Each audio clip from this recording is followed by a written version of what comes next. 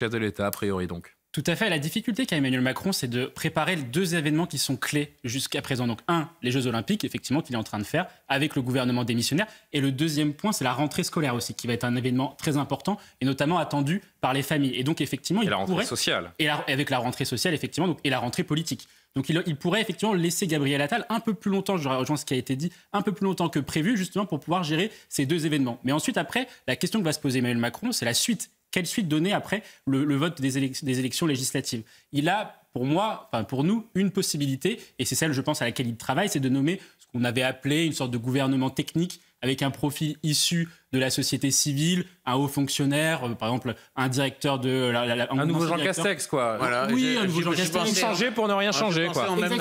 Oui, parce que c'est... Mais il était sympathique, Jean Castex. Oui, il était sympathique, mais je suis pas sûr qu'en soi, il ait révolutionné l'état de notre pays. Oui, mais... Ah oui, ça veut pas dire... Ah oui, rien ne changera de toute façon. Mais la clé qu'il a justement jusqu'à présent, pour les prochains mois, c'est la préparation du budget. C'est pour ça qu'on pense à un ancien fonctionnaire, par exemple, un ancien président ancien gouverneur de la Banque de France pourrait faire l'affaire, etc. Jean-Claude Trichet. Par exemple, pourquoi Jean-Claude Trichet, par exemple, pour préparer, en fait, pourquoi un budget austéritaire? Parce qu'en fait, la question qui va se poser après, c'est le calcul politique. Le calcul politique pourrait être le suivant pour Emmanuel Macron, c'est-à-dire qu'il peut dire « je fais préparer un budget un peu austéritaire parce que l'Union européenne nous y contraint, parce que les institutions internationales nous y contraignent également. Et donc, en fait, je vais devoir je vais laisser un Premier ministre proposer un budget austéritaire, de réduction éventuellement de la dépense publique, etc., pour forcer les oppositions à se positionner, notamment les oppositions que lui juge irresponsables, c'est-à-dire le Nouveau Front Populaire d'un côté et le Rassemblement national de l'autre côté, pour pouvoir justement qu'ils se positionnent et qu'ils puissent, s'ils ne votent pas un budget austéritaire qui irait entre guillemets, dans le sens de l'intérêt du pays, pour pouvoir dire après jeter l'opprobre sur ces oppositions-là en disant ce sont eux les bloqueurs, moi Emmanuel Macron et moi Bloc Central, on va dire les candidats réalistes et donc effectivement en cas de prochaine législative anticipée, il pourrait y avoir une remontée du Bloc Central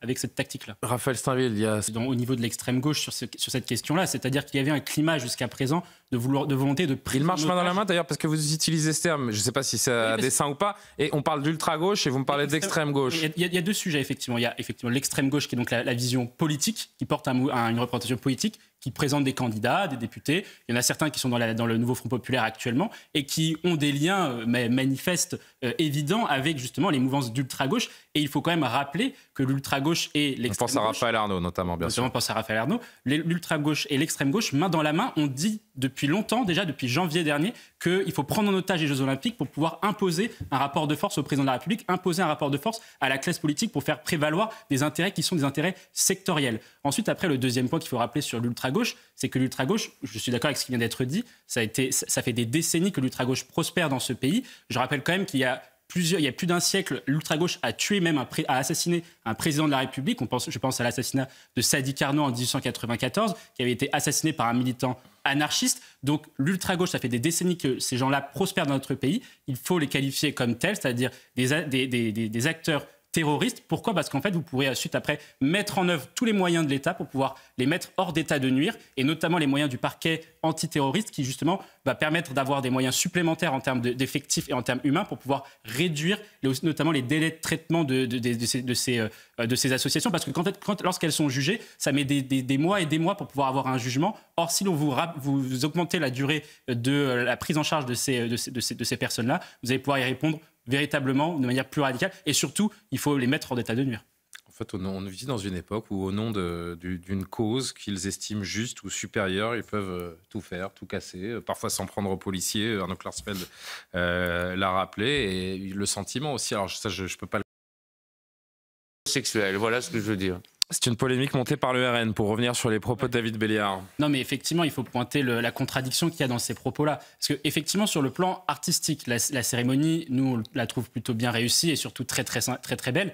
Et surtout, c'est qu'elle a été faite quand on veut faire une cérémonie dans une ville plutôt que dans un stade, c'est qu'on veut la faire pour les gens qui nous regardent à la télé, pas forcément pour les spectateurs, parce que on a tous des gens qui étaient à la cérémonie d'ouverture. Ils n'ont rien vu. Ils n'ont rien vu. Ils ont rien vu. Donc, j'ai entendu aujourd'hui un monsieur qui est allé avec 3 membres de sa famille, 500 € la place, il a mis 2000 €, il a rien vu, il n'a rien compris. Et c'était quai de Seine-Bas, meilleure place. Hein. Exactement, même il y en a qui ont payé 2000 €, qui n'ont rien vu. Donc c'est un spectacle pour la télé, vous l'avez bien dit. C'est une cérémonie d'ouverture qui est faite pour la télé, donc pour les gens qui vous regardent, donc les Français, effectivement, donc dont 30% de fachos, selon les termes du député d'Europe Écologie Les Verts, et vous le faites aussi pour le monde entier. Or, comment vous voulez porter un message universaliste en vous attaquant à une religion ? Le problème que nous avons et que ces gens-là ont en fait en réalité, c'est qu'ils veulent faire passer la France dans la modernité. Seulement quand on regarde les messages qui ont été envoyés par d'autres cérémonies d'ouverture qui ont marqué les esprits, notamment Pékin 2008 et Londres 2012, Pékin 2008 disait la Chine entre dans la modernité, c'est-à-dire qu'elle devient une grande puissance mondiale et reprend le leadership. C'est pour ça qu'ils avaient fait une cérémonie basée sur la puissance. Qui était magnifique d'ailleurs. Qui était magnifique, qui était exceptionnelle. Londres avait dit on fait en sorte que le Royaume-Uni, la monarchie britannique rentre dans la modernité du XXIe siècle, mais on ne coupe pas nos liens avec nos racines ancestrales. Or, nous, en France, le message de la cérémonie d'ouverture, c'est de dire on rentre dans la modernité, mais tout en se détachant de ce qui fait l'histoire de France, c'est-à-dire le catholicisme. Et on pourrait malheureusement démultiplier les exemples. Moi, je pense notamment à un exemple probant, c'est que quand vous avez eu dans la cérémonie d'ouverture les 10 statues de femmes qui ont émergé justement de la scène, on aurait pu se dire, bon, moi, c'est ce qui m'est tout de suite venu à l'esprit, pourquoi il n'y a pas Jeanne d'Arc ? Pourquoi Jeanne d'Arc n'est pas présente alors que Et Sainte-Geneviève. Alors la différence, c'est que Jeanne d'Arc, elle a déjà sa statue rue de Rivoli sur une place, sur un cheval. Et Sainte-Geneviève qui a sauvé la capitale. C'est vrai, qui est la patronne de Paris d'ailleurs. L'objectif, c'était de dire les femmes les femmes justement ont contribué à l'histoire de France, ce que je trouve tout à fait louable effectivement. Mais pourquoi ? Alors moi, j'ai pas séché les cours d'histoire, mais Jeanne d'Arc, de ce qu'on apprend à tous les enfants français, Jeanne d'Arc, c'est un des personnages historiques les plus importants de. L'explication que j'ai, c'est qu'il y a déjà une statue de Jeanne d'Arc dans Paris. Il n'y a pas de statue de. Si, il y a un buste de Simone Veil, je crois. Mais c'est vrai que les autres femmes qui ont été mises à l'honneur n'ont pas forcément de. Louise Michel a-t-elle une statue déjà dans Paris ? Pardonnez-moi ? Il faudra vérifier si Olympe de Gouges n'a pas aussi un buste dans Paris. Bon, décidément, elles ont peut-être toutes déjà un buste. Alors, je dis une bêtise, Raphaël. En tout cas, c'est vrai, on se dit à quoi bon blesser les croyants. Dionysos a une réponse à apporter. Dionysos, ça. Il en a fait un. Ça m'a pas choqué. Et un opéra rock, il en a fait. Ça a toujours été très violent. D'ailleurs, quand j'étais petit, mon père m'a amené visiter Paris et il y avait une tour qui s'appelle la tour Bombec. Et la tour Bombec, au Palais de Justice, s'appelle la tour Bombec parce que on y torturait les gens et les gens criaient très fort et on appelait ça il a bon bec, c'est-à-dire il crie très fort, voilà.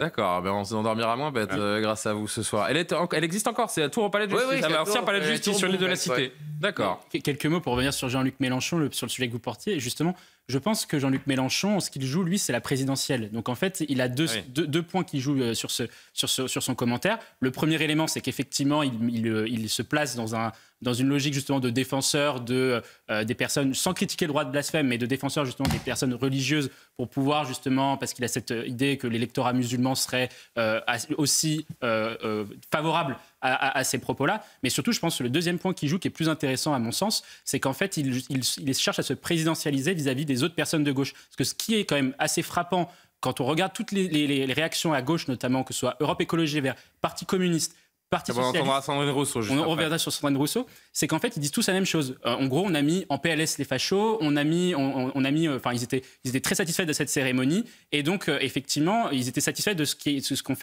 a été fait à Marie-Antoinette. Ce que dit justement Jean-Luc Mélenchon, c'est qu'il se décale un petit peu de ça parce qu'il cherche, je pense, à s'élargir parce qu'il sait que l'ensemble des gens de gauche qui peuvent penser ça ne seront pas suffisamment majoritaires pour gagner la présidentielle. Sandrine Rousseau, justement, sur cette. Moi, je pense qu'il y a deux points dans ce qu'elle veut récupérer. C'est la vasque. Juste la vasque. Moi, je suis assez favorable sur la vasque. Je suis assez favorable également parce qu'effectivement, ça va nous permettre de nous rappeler d'un événement qui est positif, d'un événement qui, justement, aussi va être très important pour l'attractivité du pays. On va pouvoir, à la conclusion de ces Jeux Olympiques, sachant que les indicateurs, pour l'instant, que nous avons en termes économiques sur la rentabilité de ces Jeux Olympiques ne sont pas terribles, mais ça la montrera justement. C'est le début. Si par cas ces indicateurs s'améliorent, on va pouvoir avoir un bon souvenir de ces Jeux Olympiques qui sont quand même un événement que les Français et les Parisiens attendaient et qui est aussi important. En revanche, pour ce qui est des anneaux justement sur la Tour Eiffel, moi je trouve ça très beau. Franchement, je vous dis, je ne sais pas si cet avis est partagé, mais je trouve ça très beau et je me dirais pourquoi pas garder cette trace. Mais parce que c'est les Jeux Olympiques. Non, parce que c'est un beau symbole, qu'il nous rappelle que.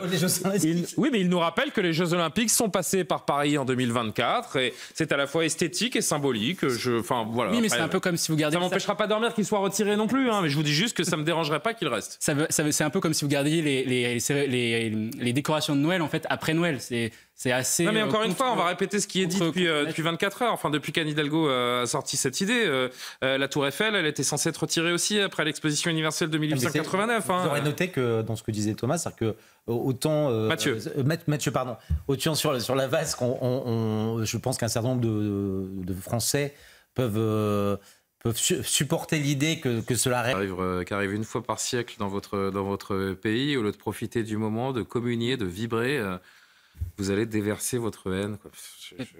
J'ai du mal à comprendre le fonctionnement de ces gens-là, mais bon. Mathieu Hoc. Je suis d'accord avec vous. En fait, c'est qu'il y a des personnes qui, malheureusement, pour les spectateurs qui, justement, apprécient la beauté des épreuves sportives, qui apprécient le caractère majestueux de certaines épreuves, il y a des personnes qui prennent en otage ces Jeux Olympiques pour pouvoir imposer un message qui est un message politique. Et c'est ça qui est regrettable, puisque normalement, les Jeux Olympiques doivent être préservés au maximum de ce type de messages politiques, notamment à dimension et à connotation internationale, sur des sujets qui sont quand même des sujets inflammables. Malheureux. Et moi, je trouve quand même que, pour donner un point qui est positif, c'est que malgré tout, l'organisation de ces Jeux Olympiques reste bonne. Oui, mais je ne dis pas le contraire. Effectivement, on a quand même l'impression que la sensation que les pouvoirs publics ont quand même justement pris à bras-le-corps cette question de la lutte contre l'antisémitisme. Alors effectivement, l'antisémitisme est tellement explosif dans notre société, dans les sociétés européennes et en particulier en France. On le sait, vous l'avez rappelé à cause de qui. Donc cette explosion de l'antisémitisme finalement est difficilement contrôlable et vous vous retrouvez avec des gens qui dans les stades, alors c'était moins le cas pour Mali et Israël, j'y étais, c'était un peu moins le cas, même si on avait déjà eu l'hymne israélien qui avait été sifflé quand même avant le coup d'envoi. C'était marginal, non? Vous qui étiez dans le stade d'ailleurs, c'était des huées généralisées ou c'était marginal? C'était plutôt marginal et ça venait pas des supporters maliens, donc ça venait vraiment de gens indépendants qui étaient là pour faire un peu leur français, etc., buzz. Qui venaient justement pour pouvoir faire un coup politique parce que c'était la première manifestation d'Israël dans la compétition sportive et qui était sur le même modèle finalement que ce qui s'est passé, ce qu'on a vu et ce qu'on a commenté sur l'Eurovision avec les sifflets qui ont été faits à l'encontre de la chanteuse israélienne. Beaucoup de Juifs se disent que si la France insoumise arrive au pouvoir, ils devront partir. Mais d'ailleurs, la France n'a pas toujours eu de Juifs. Il y a eu des périodes dans l'histoire où la France était sans Juifs.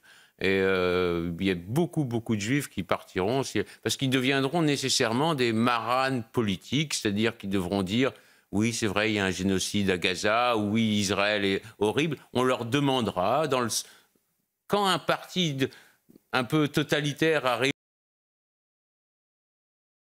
C'est quand même sur un autre sol national, ce serait sur le territoire libanais. Vous avez raison. La difficulté quand même qu'a Israël, c'est qu'il doit à la fois faire punir le prix du sang au Hamas, effectivement, pour les attentats qui ont été faits du 7 octobre. Et c'est quelque chose qui est tout à fait légitime, parce qu'on ne peut pas demander aux Israéliens de vivre à côté du Hamas qui a fait quelque chose qui, chez nous, est similaire à ce qu'a fait Daesh en 2015. Et d'un autre côté, Israël est contraint de ne pas, justement, régionaliser le conflit. Et donc, effectivement, le Hezbollah, comme il a des liens très importants, comme vous l'avez rappelé, des liens logistiques, militaires, financiers et humains avec le régime iranien, il y a cette question-là, et notamment avec la position américaine. Une position américaine qui, justement, dans le cadre de l'élection présidentielle, laisse présager que les États-Unis, aujourd'hui, pourraient ne pas intervenir, que ce soit d'ailleurs en Ukraine mais également au Moyen-Orient, d'ici l'élection présidentielle, le temps d'un nouveau président de la République. L'Iran a mis en garde Israël contre les conséquences, je cite, d'une attaque de représailles au Liban. La Turquie aussi.